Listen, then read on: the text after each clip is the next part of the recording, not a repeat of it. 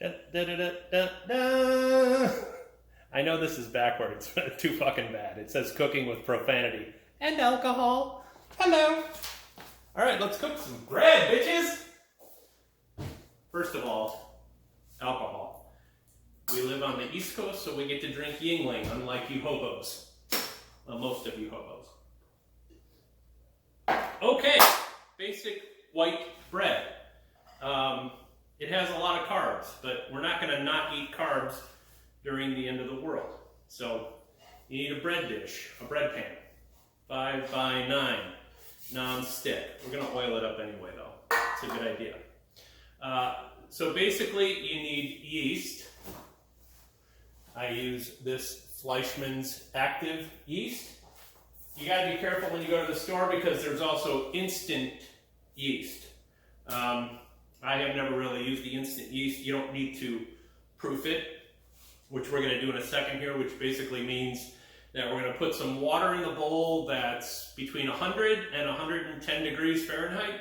And it's very important that it is in there, in that temperature range, because otherwise the yeast will not proof, it won't rise, your bread will be very dense, you won't have the big crusty air pockets that everybody likes in white bread. So super important to do that. Get yourself a thermometer, turn your sink on, gotta get up to speed, and we're just gonna check so that we can get the right temperature. The way that they package yeast is they take it and they bake it at a really high temperature. And so there's sort of this dead outer layer around an active, alive inner layer. And so you really need the hot water to melt away that outer layer. That's about 1,000% more information than anybody. The video stopped working. I can't be trusted with technology anymore. What I was saying is that you want to make sure the temperature is right so that the yeast actually blooms. And that's about as much as anybody ever wanted to know about yeast. But super important when you're making bread. We put a little bit of sugar in there so that the sugar can feed the yeast, which is how they make alcohol. The yeast eats all the sugar, and what's left behind is alcohol.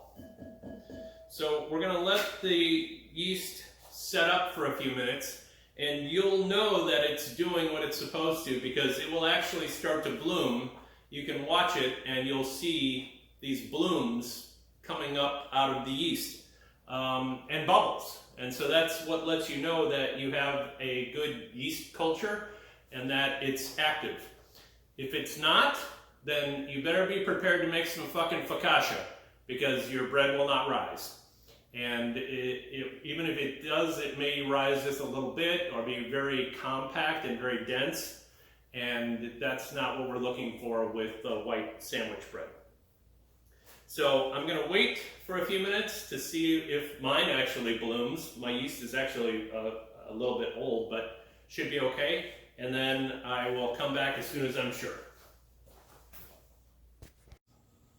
All right, it is starting to bloom. I hope you can see this. You'll see all the little yeast eruptions happening down there. That's how you know you have good active yeast. That's what we want to see. That means the yeast is alive, and it's going to do a good job for us when it comes to causing the bread to rise and having those nice big crusty air pockets inside of the bread. So, hold please.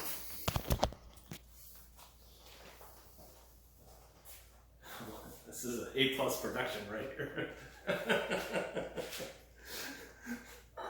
More alcohol. Okay. So what else goes into bread? Well, not very much. We need 1 egg, lightly beat. So don't beat the shit out of it. Don't beat it like it owes you money. I crack myself up. Apparently I do not crack Kristen up though. because she's here and she's not laughing. But I guess if you had to deal with me for 25 years, you wouldn't find me funny either.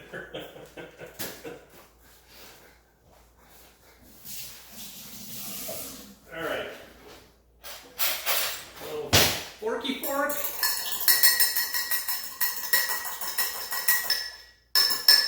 That's all. So I am using all-purpose flour. I would prefer to use bread flour, but it wasn't available on the store shelves because of all the fucking nitlets. So we've got 3.5. This is enough to, if you want to make 2 of these loaves of bread, first you'll need 2 of these, obviously, but just double all the ingredients, and I'll put the ingredients and the measurements in the comments. So we've got 3.5 cups of flour. We've got 1/4 cup of sugar and a teaspoon of salt. Super important not to put the salt in until after the yeast blooms, because the salt will actually kill the yeast. Oh, and we also have 1/8 of a cup of oil. Now I'm using canola oil, which is terrible for you, but it doesn't have a flavor. You can use olive oil, and I used to use olive oil all the time, but it will definitely add a flavor to your bread. So if you don't want that, then just be aware of that. You can use whatever oil you want. And if you decide to make more bread and you want to get fancy, you can start to use all kinds of different oils and flavors and seeds and nuts and do all kinds of crazy shit with this bread. All right, and then we're just going to take all of this and put it on in here. I'm using a spatula because I think it's really good at keeping stuff off the sides. We're just going to mix this all together. Put my egg in here. Boop. Easy peasy. And we're going to get it so that it kind of forms into a dough.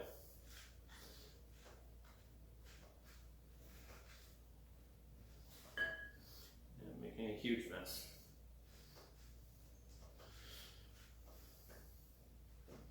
Once this comes together, don't be afraid to get in there with your fingers and just squish it up. Now you could have a little bit extra flour on the side here to kind of keep it from getting all sticky and gummy on your fingers. A little sprinkle will help keep it off of you. Now, if you're old school, you can knead this on the counter in front of you. Sprinkle a little flour down and just keep folding it into itself. And you're going to want to do that for about 8 minutes and really working it. It's a great workout for your forearms. I get my forearm workout a different way. So, I would recommend a kitchen stand mixer like this KitchenAid. I'm just going to throw this in here. And the nice thing about this is it's easy and you can drink while it's doing all the work for you. Let me get all this off my hands as much as possible.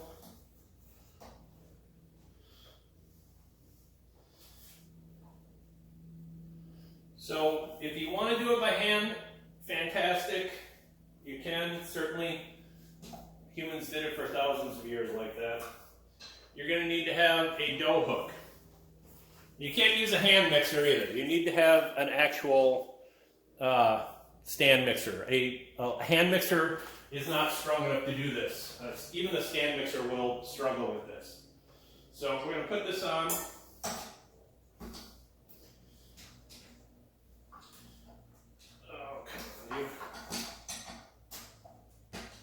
In theory, we're going to put this on here.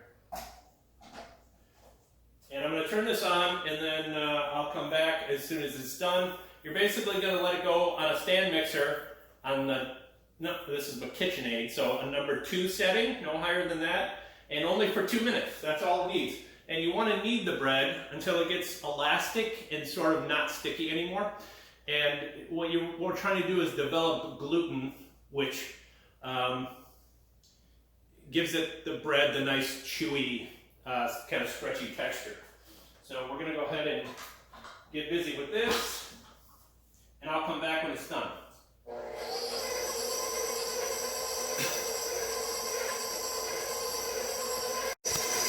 All right, so this is what it should look like inside the stand mixer.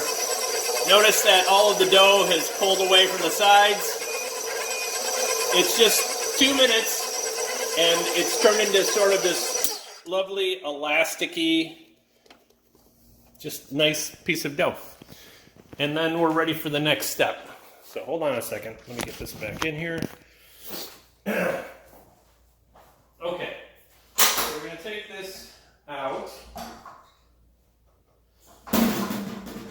So here's our dough, and I'm just going to kind of form it up into a ball, and I'm going to take this bowl right here, and I'm going to spread a little oil around in here, and just oil up the sides. You don't need a ton.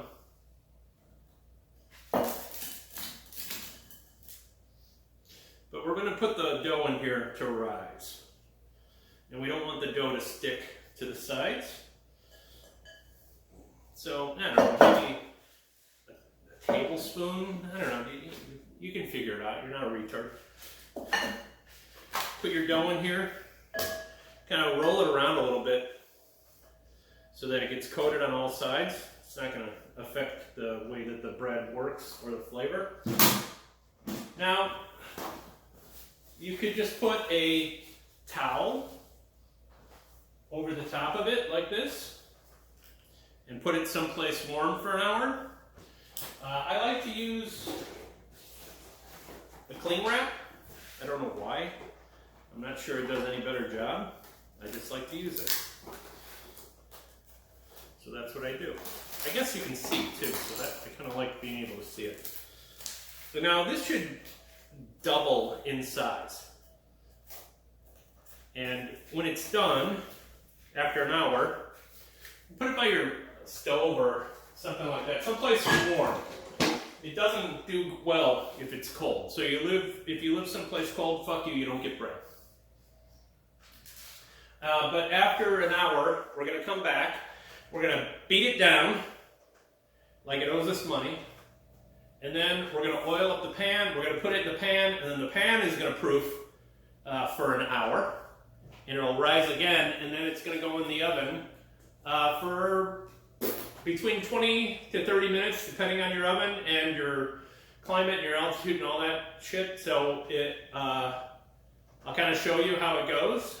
And you're really just looking for the top to get a nice brown crust on it. And I'll even tell you, I'm not going to do it today, but I'll tell you some secrets. Like if you like really crusty bread, give you a secret on how to do that. So I'll be back in an hour. All right, through the magic of technology, 1 hour has passed. Doodly, doodly, doodly, doodly, doodly. Sorry, I've been drinking. All right, so we're going to look at the dough, and you'll see it has risen tremendously. Double in size, which is exactly what we wanted. So hold on a second. Let me put it back in the old holster here. Oh boy. Oh. Fuck. All right. So we're going to keep this. Hey, my head got cut off. Hold on a second. I know everybody wants to see my pretty face. Even though I have not shaved in a long time because I'm unemployed. And that's a thing. All right, so if we greased up the bowl properly, this should come out pretty nicely. And it is. And what you're going to do is you're going to punch this down. Literally, it is exactly what it sounds like. You punch out all the air.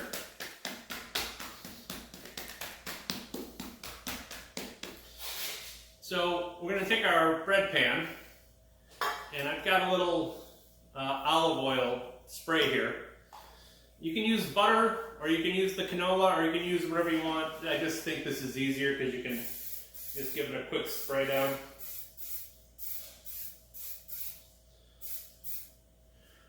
Boom. And then we're going to take this dough and we're going to form it into sort of a loaf shape.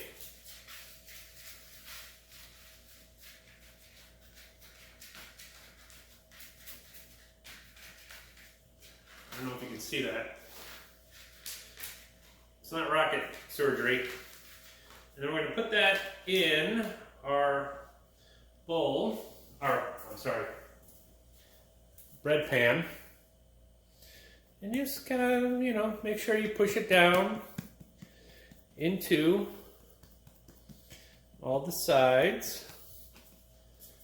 Now, if you want to be fancy, you can take a sharp knife and you can cut a line down the middle. Like when you buy the bread at the store, it's got that line down the middle. Just put you a nice little cut down the middle, and you should come up with a shape that looks like something you bought at the store, if you give a fuck about that kind of stuff. Now, this is going to get covered back up with the old plastic wrap. Now, it's important, you don't want to sort of pinch this off or seal it down, because the bread will rise up higher than the rim, and you don't want the plastic wrap to keep that from happening. So there's oil on the edges of the pan. Put the plastic wrap on. Don't kind of crunch it around, and just let it rise. Now we're going to let this rise for another hour. Put it in the same place where you put the other one, someplace that's got a little bit of warmth. And that's going to, again, double in size. It's going to do this for about an hour. After about 30 minutes, I'm going to put the oven on at 375. That's the temperature we want to cook at. And let me show you real quick. Holy cow. I've been drinking for an hour without you guys. So in the oven, we've got the rack on the bottom. You don't want it up high. You want it at the bottom because you want the bottom of the pan to cook. We're going to be looking at the top so that once it gets nice and golden brown, but we want to make sure the inside is cooked too, because if you don't, then the inside of your bread will be uncooked, and that's fucking nasty. So we're going to let this go for an hour, and then when it's ready to go in the oven, we'll come back, and I'll be drinking that whole time, and I hope you will be too. Bye. Hey now, we're ready. You're not going to believe this. Look at this bread. See how much it rose in the pan? That is what you are looking for. If the yeast did its job, then it will have risen tremendously. And you can thank Kristen for the fact that I have pants on, because I had taken them off while I was waiting for the oven to preheat. I don't care if you see me in my underwear, but she does. Hey, oh, hey, ha, ooh, ha. All right, so we're going to take this off. And this is going to go into the oven, like I said, on the bottom rack for 25 to 30 minutes until it's nice and golden brown on top. And so I'm going to put it in the oven.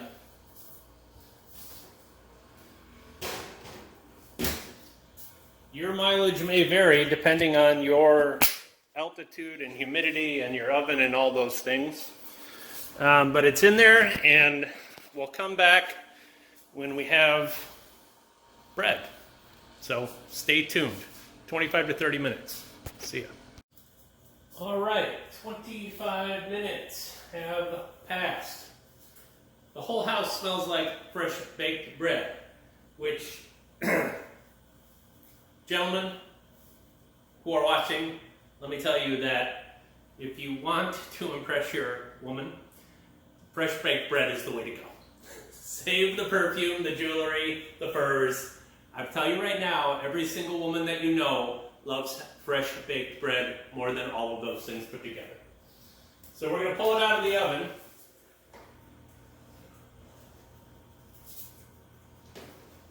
Holy moly. Look at that beauty. So what we're going to do is we're going to take it, and if we oiled it up correctly, it'll just come right out. And we're going to put it on a cooling rack. Now, those exact same women who I was just talking about are going to want to eat this bread right now. Everybody wants warm bread fresh out of the oven. You can't. You need to let it sit for at least 30 minutes so that everything inside kind of comes together. If you cut it right now, it's not going to be good. It's going to be terrible. So you're going to want to let it sit for 30 minutes. I also mentioned before about how to get an extra crunchy loaf. So take that bottom rack, the second to the bottom rack, put it up one notch in your oven. Take a deep, like a baking pan, and fill it full of ice. Put the ice in there and then slide that in when you put the bread in. And all of that cold steam will actually form a very tough crust on top of the bread. So if you like really crunchy crust, really crunchy bread, that's the way to do it. You can use this exact same recipe to make hot dog buns, hamburger buns, dinner rolls, submarine sandwich rolls. You're just going to take, and for a hot dog bun, you just take it and make a little oblong roll.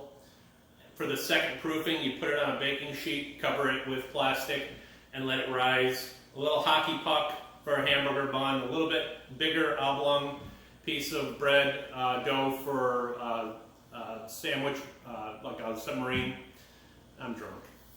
Anyway, that's it.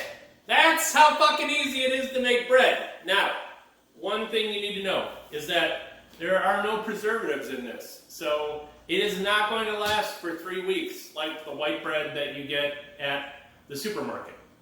The best thing to do is put this inside of a paper bag and keep it on your shelf. Depending on your humidity where you live and conditions, temperature-wise, it will last anywhere between 5 to 7 days. But believe me when I tell you, 7 days is the outer envelope of that time range. It will mold up on you toot sweet. So, but that's no problem. I just showed you how easy it is. Just make some fucking more bread.